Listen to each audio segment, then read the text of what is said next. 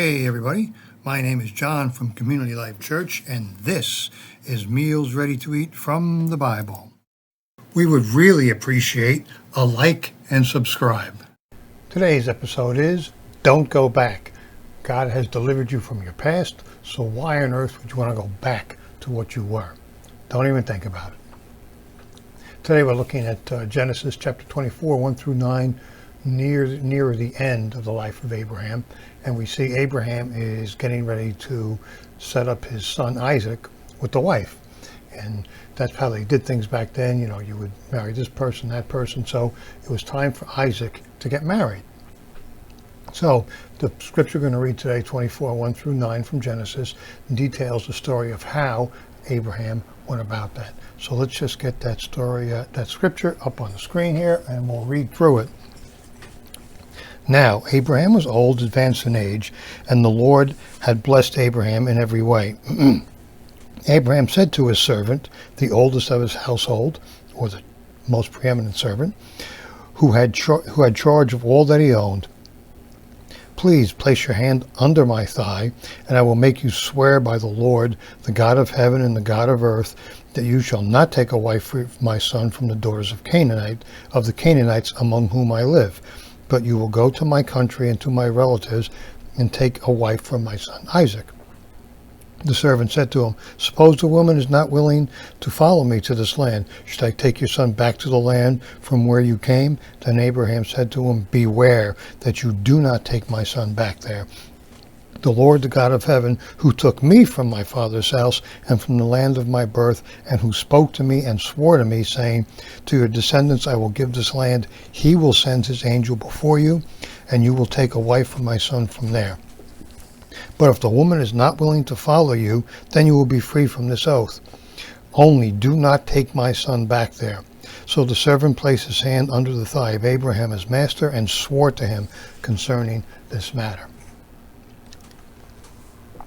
All right, let's break this down and see exactly what's going on. It's kind of an odd passage, kind of funny things going on, but let's see what God is saying to you and to me, to us today. So first of all, Abraham said to his servant, his oldest and most preeminent or senior servant of the household, who had charge of everything he owned, "Please place your hand under my thigh." So first thing I see when I read that, I go, huh? But that is how they signed a contract in those days. Keep in mind, paper and pen and all that stuff was not very common, or writing had to be sketched or imprinted on a block of clay. So it wasn't common. So this is how they signed the contract. This is how they made an agreement. And it was with his senior servant, the most important servant in his house. "I will make you swear by the Lord, the God of heaven and the God of earth, that you shall not take a wife for my son from the daughters of the Canaanites among whom I live.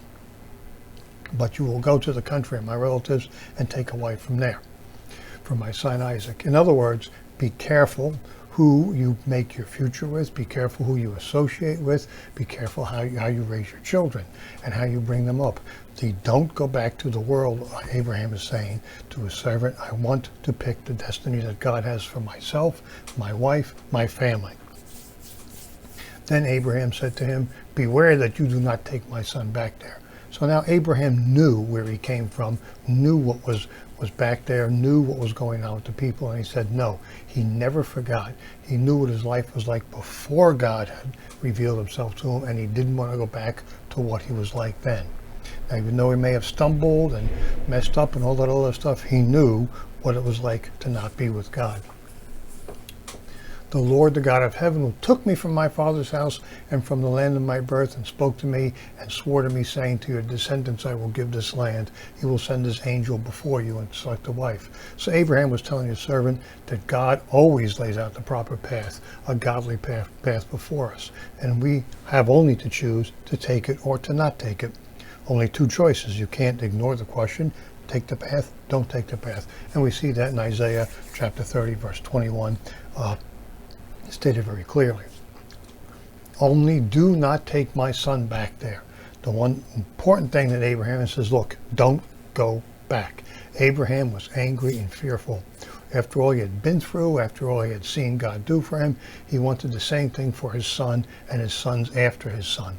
He was afraid that Isaac would end up back in Ur, a place of idolatry and immorality. The worst thing Abraham could think of was losing what God had planned for him and his people. So Abraham wanted God to be the God of his family. He did not want his son to become like the rest of the world and be idolatrous and worship all these idols and other gods. He wanted for his son what God had for his son. It was a powerful lesson here for us.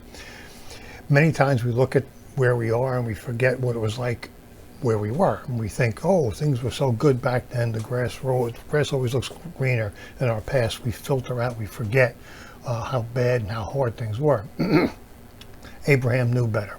And his message to us is that we should know better as well. We should learn the lessons of Abraham here. Don't go back to the sin you left. Stay on the path God has created for you. Again, God has created a path for all of us.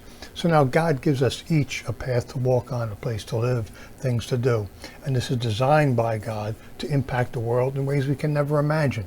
And matter of fact, we may not even see them till we're in eternity with Him. But the message here in this passage is don't go back. Stay on the path that God has appointed for you. Do not go the ways of the world. If you want to know more about Jesus and how to get to know Him, how to follow Him, how to live for Him, check us out at clchurch.cc. That's clchurch.cc. We meet Sunday mornings 10:30. We have meetings during the week. We have devotionals on YouTube and Facebook during the week. And we also stream our services to YouTube and Facebook, so you can watch us there. I hope to see you Sunday morning. Thanks for watching. Bye.